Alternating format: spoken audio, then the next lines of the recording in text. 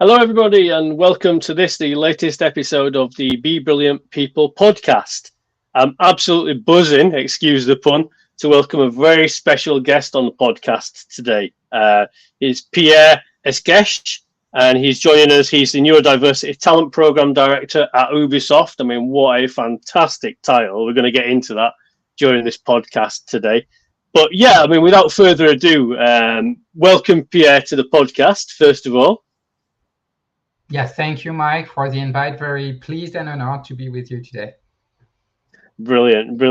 And yeah, I mean, for the benefits of our listeners, Pierre, tell us a little bit about that fantastic job title that you have there, the Neurodiversity Talent Programme Director of Ubisoft.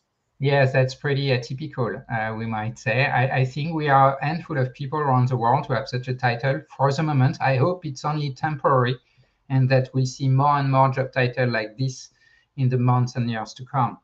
So yes, to introduce myself, as you can hear, I'm French, but I've been living in Scandinavia for almost 10 years, and I've been working for a video game company for the last 26 years, and this video game company is Ubisoft. I am the father of 3 kids, and 2 of them have been diagnosed with dyslexia and ADHD, and they made me discover that I was an ADHDer also. So still self-ID, not officially diagnosed, but I have no doubt. And in fact, they made me discover the world of neurodiversity. And while I discovered it, I realized that, hold on a second, I've been working for years with many people like me in my company. And there's no surprise here, because if I'm asking you, Mike, who did create the video game industry, you will probably tell me, well, Pierre, it's nerds, geeks, techies, and those are nicknames of neurodivergent people. So we created the industry because, to be able to create video games, you do really need to think outside of the box. And you do really need to embrace various ways of thinking and problem solving, because developing a video game, it's just like playing football on a field which is doubling its size every 10 minutes.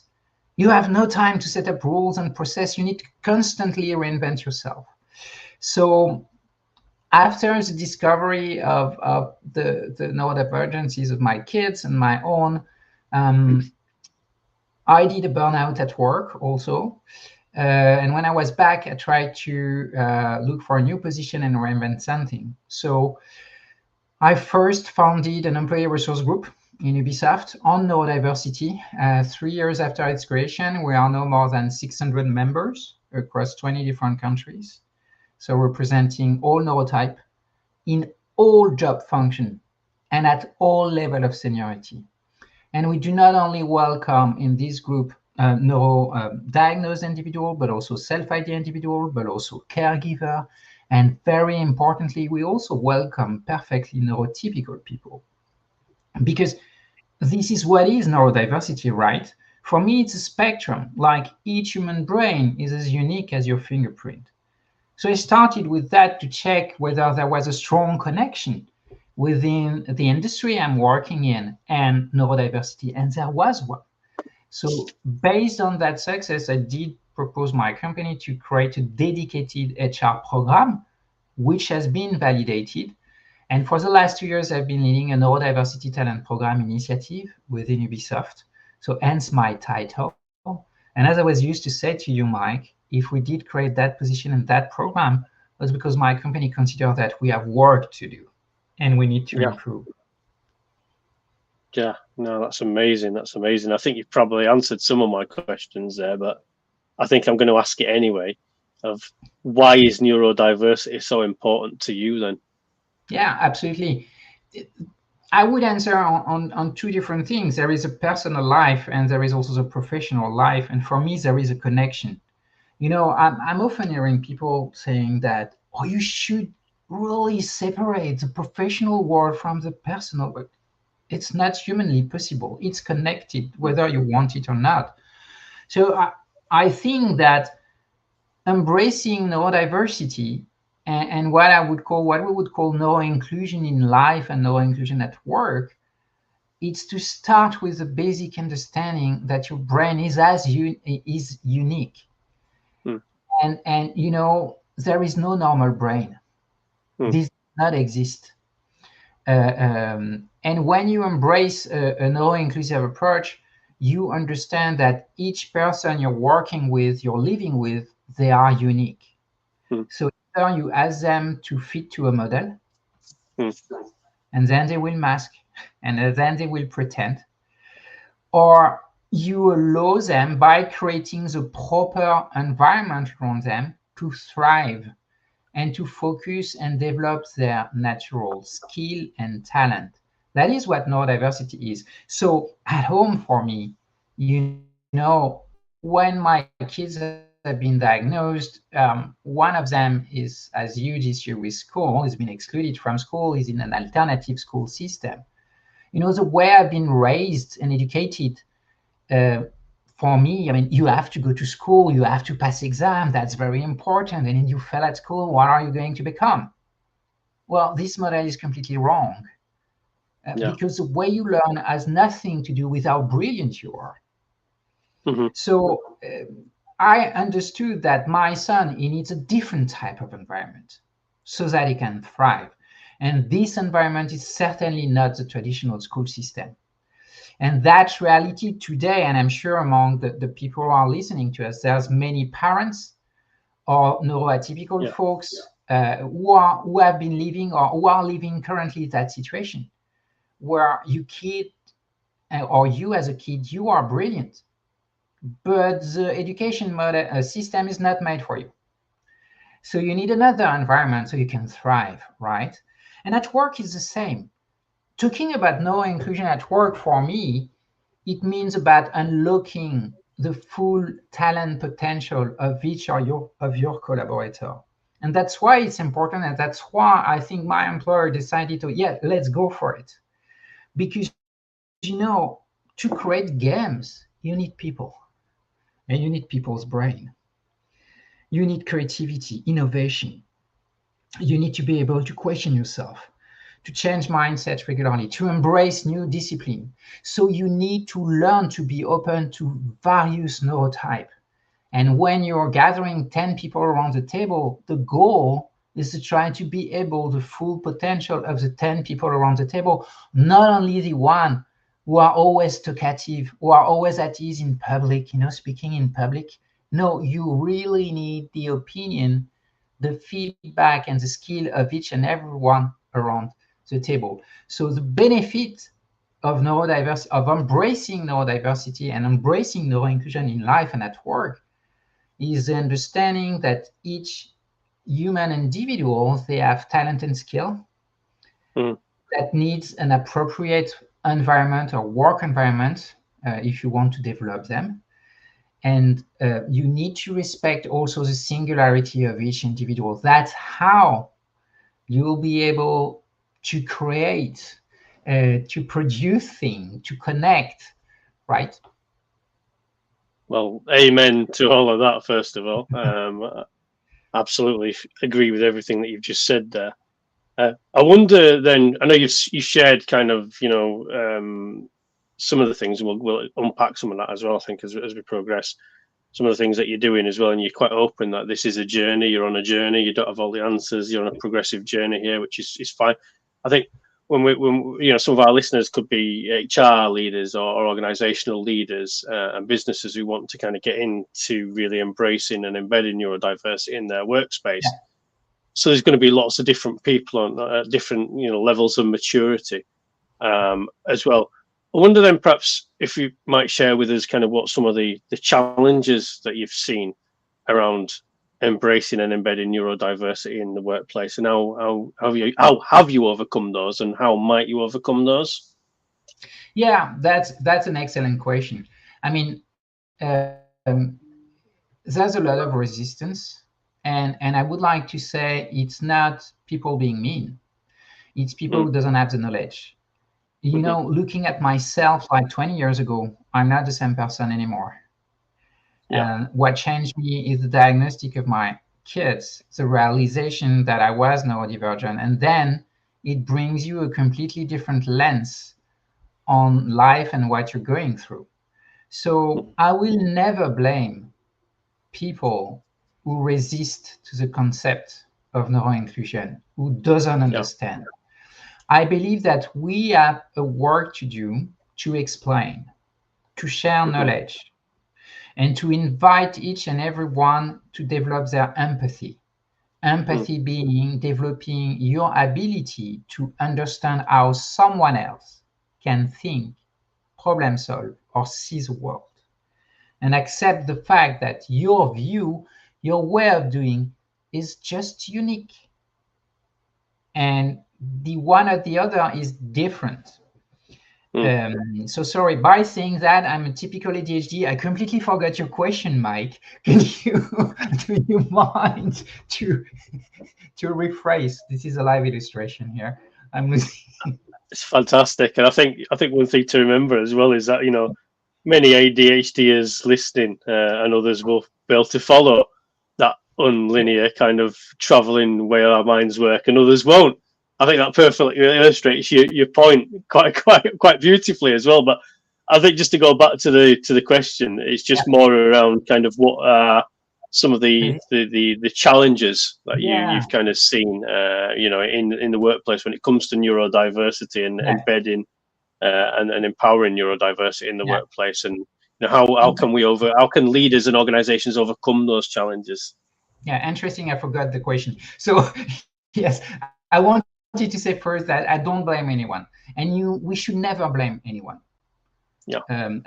So people need knowledge. They need to acquire the knowledge. They need to develop their empathy. Empathy is a skill, and it's like biking, right? Everyone is capable of empathy. Not everyone is taking the time to develop their empathy. So you need to develop your empathy. And the resistance, well, basically it's years of bad habits. It's a judgmental view on things. It's a constant reference to a unique model, to a norm. I think in our modern world, we've been cursed with the concept of norm, and how the statistical norm has been reused later on. Let's take the example of school. When you receive a grade, you are compared to an average child who does not exist. It's a statistical average, and it's stupid. So the resistance is linked to the fact that, yes, we are in a society, especially after the Industrial Revolution, who massify many things. Thankfully, education has been massified and much more people got access to education. But by doing so, we as a society opted for unique ways of teaching, of learning. Bad news, if you're dyslexic, you're in trouble. You also need to stay still on a chair for hours. Yes, you need to stay still on a chair for hours. Bad news for ADHD people, right? And I could continue and so on. So in order to reach out to more people, we standardize the way to teach and learn. And then everyone refer to that model, saying that the unique model. And that's a pity, because I like to say very often, how did Marco Polo become a great merchant trader? Not by going to school, by traveling with his father and using one of the oldest way to learn in the world. Watch, reproduce, do mistake, try again, watch, repeat, do mistake. The trial and error process. So that process of learning is perfectly valid. Now we are in a society that functions with norm and standard, and that is killing what makes us human. And what makes us human is our singularity, right? So the biggest resistance is there. I mean, the way I raised my children, the way I'm with them today has nothing to do, because that changed completely my angle. So the resistance is there. It's just like you're wearing a very heavy winter coat, and you have the feeling you cannot remove it, right? But if you are able to remove it, you will discover that you can decide not to wear any coat, to wear a lighter coat, to wear other type of clothes. But right now, very often the main resistance is due to the fact that we believe that there is one way, there is one norm, and that the way to do things is the most important, and that we should all also look the same and act the same. Because as human beings, we have a strong need of acceptance. So when you enter a group, a typical reaction you do is that, I'm going to try to look like the other to feel integrated. And then comes the masking issue. So that's the main resistance, is to get rid of old habits. And the best parallel, which is pretty common, we're making in the neurodiversity movement, is to make a parallel with that moment in history where some people discovered that Earth was not flat, but was a sphere. Right. Between the moment we make the scientific discovery and prove that the Earth was a sphere, and the moment the entire population accepted the concept, it was not a question of weeks or months. It was a question of decades, if not centuries, because people were resisting. And they were stick to the idea that Earth is flat. And when you've been raised with that belief that Earth is flat, and suddenly you're being told, no, that was crap. So everything you believed in is wrong. Well, it's quite difficult to accept if you're not used to put yourself in question regularly. I think what I'm hearing is, that much like education in the workplace, the similarities are quite similar, aren't they, in terms of those embedded systems, processes, and ways of working. That status quo is just how things are done around here, right? But what happens when that don't work for you? Okay, what do we do for all of those people that just doesn't work for? We are the proverbial square pegs in a round hole, right? And as you say, I think, again, go on. No, I was saying to rebound on what you were saying, to make a transition between school and work. Earlier this week, I was discussing, I had a long chat with a colleague who is a very talented technical art director. He's fully neurodivergent. He's been kicked out of school completely. Now he's one of our most creative and brilliant person in the organization. And we were, and sorry, I'm losing again what I wanted to say, but it's going to come back. It's all right, we'll find it when it's ready. Come on, Mike, sorry. Don't apologize. No, it's me. I got caught in what I wanted to say, and then I lost the point again. So it's the second illustration for our audience. Really sorry for that, folks, but it's the idea. Stop apologizing for being you, Pierre.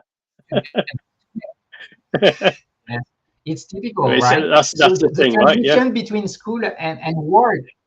Yeah, I remember now what he was telling me, that, Pierre, many companies, they try to put people behind a job description. But the right thing to do is you need to find the right job description for each person. So you need to put the person first, not the job description. Elsewhere, it will never match. And that's the message of neuroinclusion. And that's what you need to understand.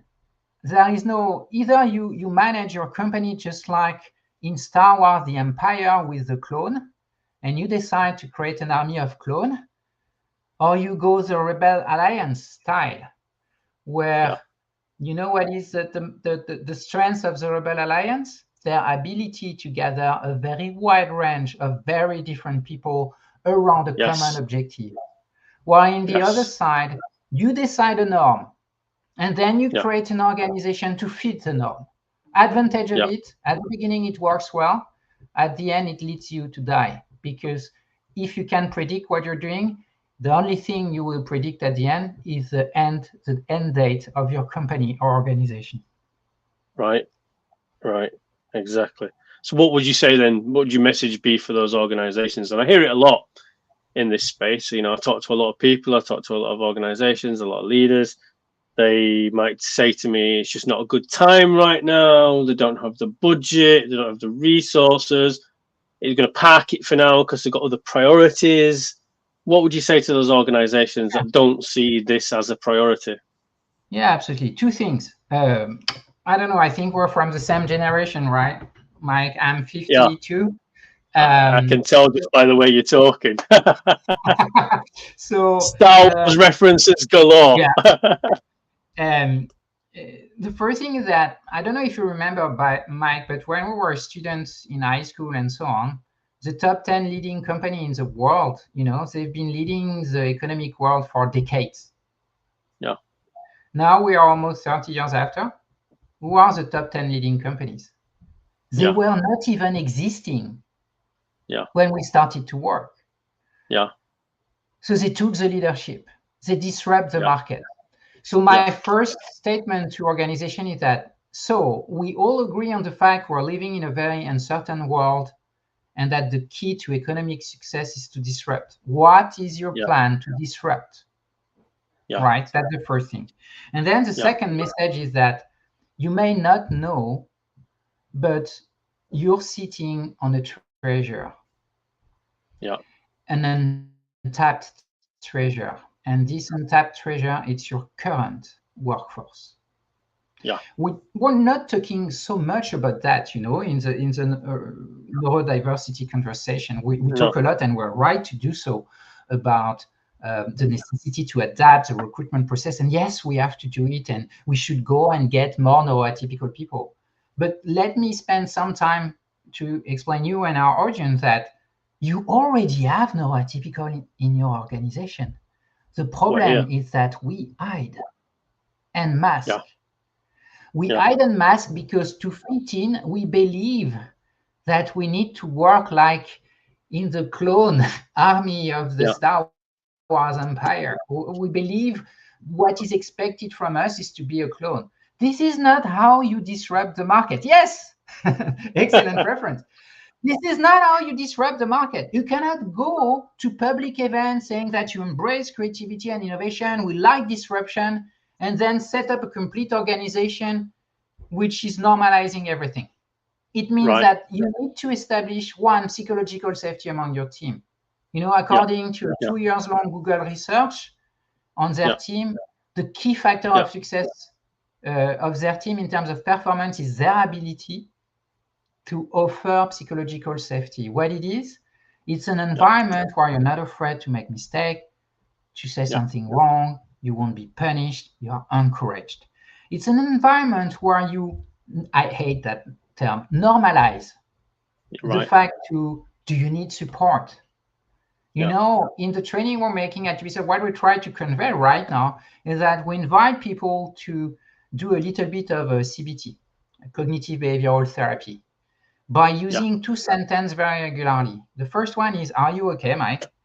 And ask it regularly to check on you, to check on your mental health, and for you the possibility when they say, no, today is not great. And the second one is to ask, is there anything I can do to support you? Yes. So, because as an organization and a company, what do you need to face this very uncertain world? You need to mobilize all the resources you have at your disposal. And those resources, the main resources of companies are people. Embracing neuroinclusion is to learn, it's to understand and learn how to leverage the full potential of each and every individual, whoever they are. So the second message is that look at your people, because right now, like in any other organization in the world, people who are atypical, they hide. And it's a problem for you. Because to hide or mask, we use lots of energy. And it's an energy we could use on developing further our existing talent, which are the reason why you recruited us. So the business model of neuroinclusion as a conclusion, what it is the optimization of the return on investment in employee talent. If I recruit you, Mike, and you're telling me you're noise sensitive, and I said to you, well, Mike, we're working in open space, so I'm going to put you in the middle of a crowded and noisy open space, and you get used to it. then I won't have 100% mic, I will have 50% mic. Yeah. What kind of entrepreneur and manager I am if I deliberately degrade your performance? I'm a bad one. Yes, no, absolutely. And I always think about, there's a couple of things coming into my head here. I'm trying to kind of like keep it together here, but I'm just thinking about kind of the frame of reference when we're talking about this. It's not a hypothetical conversation. I think sometimes it can almost feel like when I'm talking to different people, it's almost like a hypothetical conversation, thinking about the workplace context. It's not, as you said, it's not a hypothetical conversation. No, we're here, neurodivergent people are here, we're amongst you, we're your colleagues, your sisters, your brothers, your fathers, your mothers, your aunties, your uncles, your friends. We're everywhere, right? You know, the figures, I mean, I dispute some of the figures, if I'm being honest with you. I think it's much more than 20%. You know, I can give you numbers. Please let me do. share with you the data of the video game industry. I know you're based in UK, so UK, which is the trade body of the video game industry in UK, did a census on diversity quotient 2 years ago. And it reports that more than 18% of video game developers based in UK self-ID as neurodivergent. So it is more than in the general population, where we usually talk about 15%. More specifically, 10% of us self-ID as ADHD. It's twice more than in the general population. 4% on the autism spectrum. It's more than 2 to 3 times more in the general population. And I would like to underline the fact that the unemployment rate among autistic adults around the world is at 18%. It's shocking. So imagine a second if everyone was having 4% of its workforce on the spectrum. That would be a different world. So applied to Ubisoft, we are 19,000, 18%, it's 3,400 collaborators. It's 1 out of 5. So each of the people listening to this podcast would be neurotypical. You have already met neurodivergent people. You are already working with them. The question is, do you know? Are you aware? So the number, yes, it's part of life, and it's probably one of the most represented minority in your company. I agree. And tell us then a little bit about in Ubisoft. I think what I heard is particularly around ERGs. So for those that don't know what that means, it's employee resource groups. So essentially internal communities where folks can get together, and organizations, if they're doing it properly, can engage with those ERGs and help shape and inform the direction of the business as well. But in terms of Ubisoft then, tell me about what I really liked, what I heard from you there, Pierre, was how you involve everybody in the ERGs. And I think one of the common mistakes is you could have, and I've seen it done, create an ERG where it just becomes a place where just neurodivergent folk hang out and becomes a talking shop for them to talk about their ADHD or autism and similar traits, which is great. It's a little safe space for them to hang out, but that's not really going to inform or influence change in the business as well. So how then at Ubisoft do you integrate that inclusive approach to having an employee resource group to help shape and inform the direction of travel of the business? Yes, absolutely. So I think one of our specificity at Ubisoft is that now our neurodiversity initiative has 2 legs. The first one is come from the base, so it's an employee resource group, so it's an employee initiative, and they focus on raising awareness and bringing community support, but also giving their feedback on company policies, their contribution, and so on. But it's a grassroots initiative, right? It's made by employee for employee. Okay, I founded it. And I can give you and share some tips here to try to make it nicely. And now we did create a dedicated HR program, which I think is important because when you want to work, it's good to have, you can rely on two support. That's important. So there is the ERG on one side, who is really focusing on raising awareness and bringing community support. And on the other end now, with the talent program, which is an HR program sponsored also by our diversity and inclusion department. What we're focusing on is on the duty of any company: training, providing tools, support tools, and focusing on recruitment. That's our priority. So that the ERG, the employee resource group, yes, as you were saying, it's something that has been created originally in the US a few decades ago. And it's an opportunity for employees to gather very often around social topic or diversity topic. And they usually focus on raising awareness and offering community support. And that's very important, Yes. Because I was referring to psychological safety. They contribute to establish psychological safety, right? So that's really important. In terms of tips and how to proceed, how do I start? I think it starts with personal stories. You need to stand up at one point and share your story. And when you do so, you might have others following you. It was just like opening the Pandora box. But also, before starting, you need to look for first member. But you need to start with a story, and it's good to start with your personal story. On my side, I've been a little bit privileged in a sense that formerly I was an executive at Ubisoft, so I had the connection within the organization. If you don't have, it's better, and it's a usual tips, like when you want to create an ERG, check if you have a diversity and inclusion department. If yes, go and get their support. If not, go and see your HR and talk to them about that. Then find some first member and look for an executive sponsor. As I was saying, you'll find neurotypical people at every stage of the company. Okay. The only issue with our generation, Mike, is that I don't know if we are the standard. I think that I know lots of people of my age who doesn't want to share because they are ashamed. Or they are afraid. Like 65% currently of neurodivergent people in companies in the UK are afraid to ask for accommodation and share their condition at work because they are either afraid of negative repercussion on their career, or they are simply too ashamed. And that need to be addressed. Sorry, I diverge a little bit. That needs to be addressed because when you are a company, when you have 65% of about 20% of your employee who doesn't dare to ask for support and accommodation, you have a real performance issue. Yes. And you need to address it. And the way to address it is that you need to normalize accommodation request.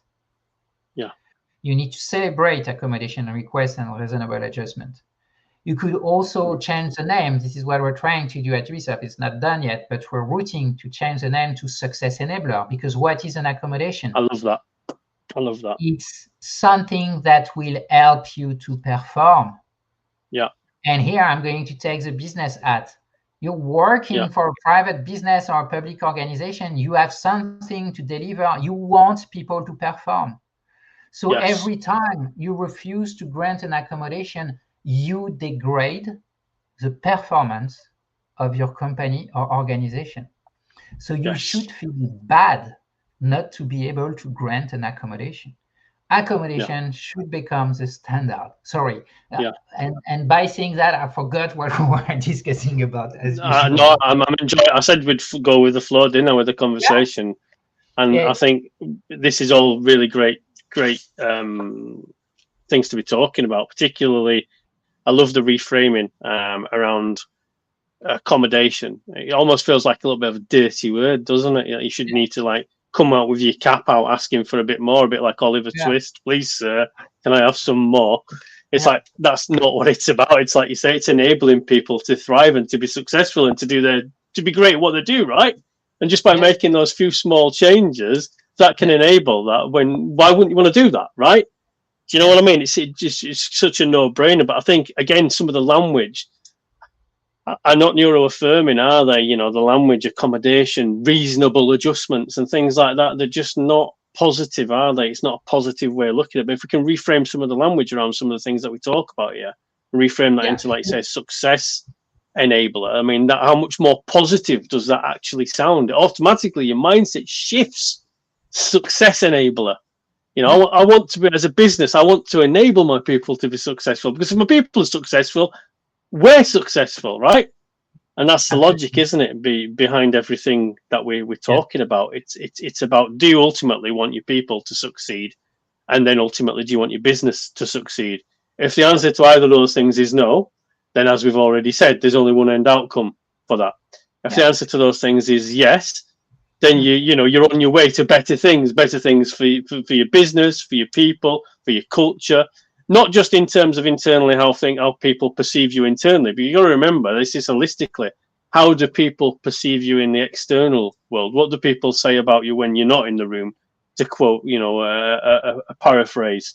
And you got to remember that at all times. We've already talked about, how, we're not a hypothetical kind of conversation. Neurodivergent people are everywhere in all walks of life, in all kinds of positions of power and influence. And how as your customer, do I look at you and kind of see, what are you doing in terms of supporting neurodiversity?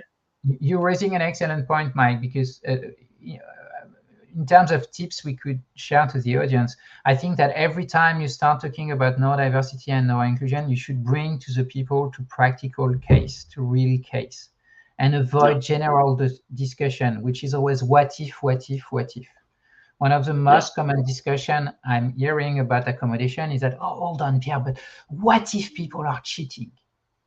I hear it all the time too. They are doing this. And I said, yes, you're right. But let's look at numbers for once. How many cheaters do you have in your organization? 1%, 2%? So now I'm telling you 65% of people really need support. They don't dare to ask. What do you think is your priority? What should be addressed first? Right? So one recommendation is really, and I was saying, start by sharing your story. I think that we're human. The main assets of companies are human. So you need to create connection, and you need to tell stories. And when you engage into a discussion about what kind of policy we should do, let's talk about people and real case. And you know what?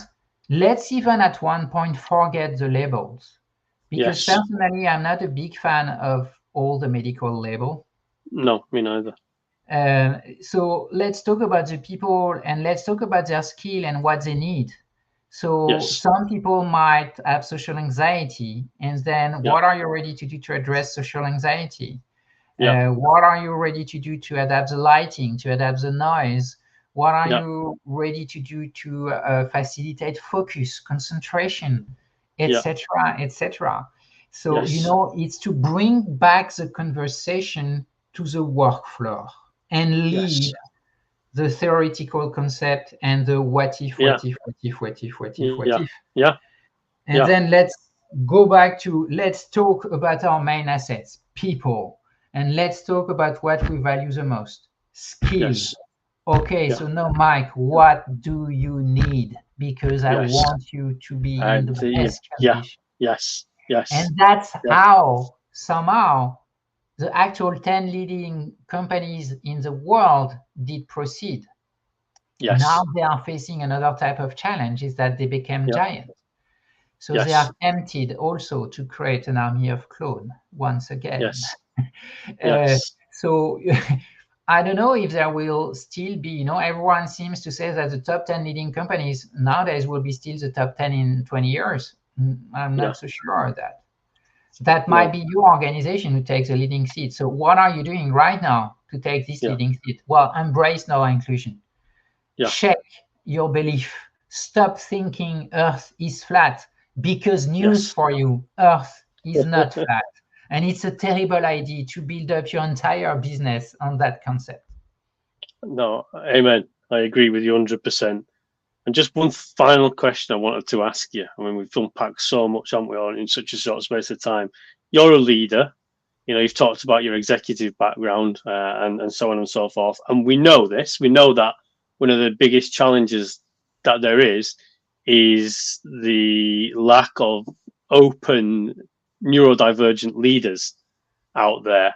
who would just, come out and share and enable and create those permissions and create that psychological safety.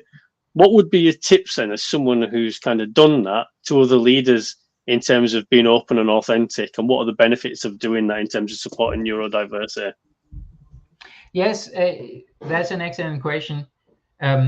I think, first of all, all those studies which are saying a majority of entrepreneurs, there is an overrepresentation of neuroatypical folks among entrepreneurs. No surprise. You need to think outside of the box if you want to be an entrepreneur, okay? So I think the message for leaders who might be neurodivergent, may not know it, or doesn't dare to share, is that what is your job? Your job is to create the sparkle. The sparkle for each individual you did recruit. Because if you're able to do that, you might have amazing result. Your job is not to do the job instead of the people you recruit, right? But you're here to create the sparkle that will allow each of the people you invested in to reach their full potential. And for that, you need to work on the only thing you fully control, the work environment. And by work environment, is not only physical work environment. Yeah, I'm talking about processes, where to get organized, where to communicate. That's what our training at Ubisoft, we're trying to do a training for our HR and manager. We started recently, we did recruiter last year.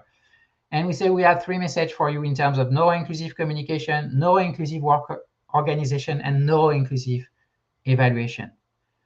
So the message for leaders is that your job is to create, to bring the sparkle and to ignite the fire.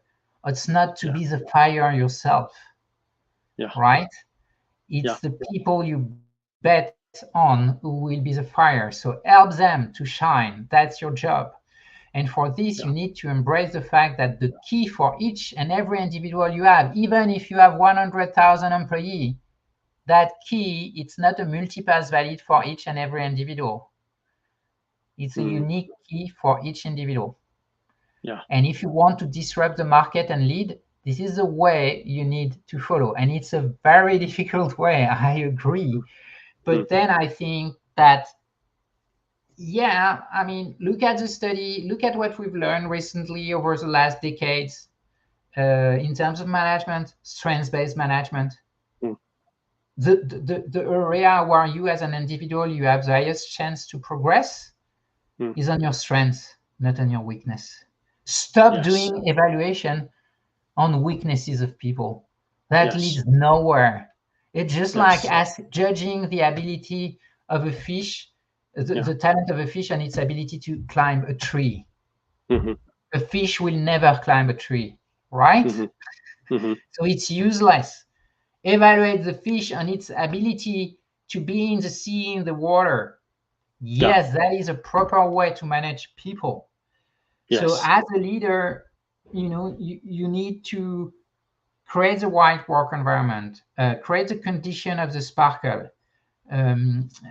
embrace the fact that each people you're bringing in, they are unique, and you want to try to get access to the best, just like in the Rebel Alliance in Star Wars, They are doing well because Wookiee are doing Wookiee stuff, not because they're trying to be like, I don't know who else, right? And when you combine it with other, input, that gives something great.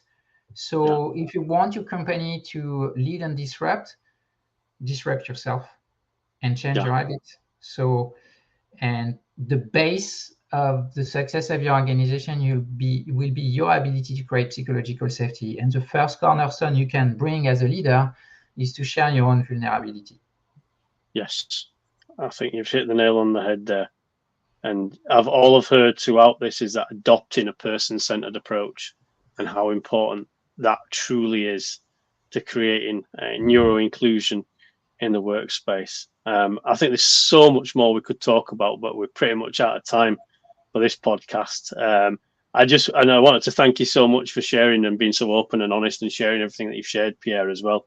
And for the benefits of our listeners, how could they find out more about the cool stuff that you're doing at Ubisoft around neurodiversity? So It's quite simple. You open your web browser, you type Ubisoft Neurodiversity, and you'll find straight our dedicated page on our website about our Neurodiversity Talent Programme. You'll be able there to register to an online community, which will allow you to receive regular news of our progress, so newsletter and webinar invite. Don't hesitate to connect on LinkedIn and follow.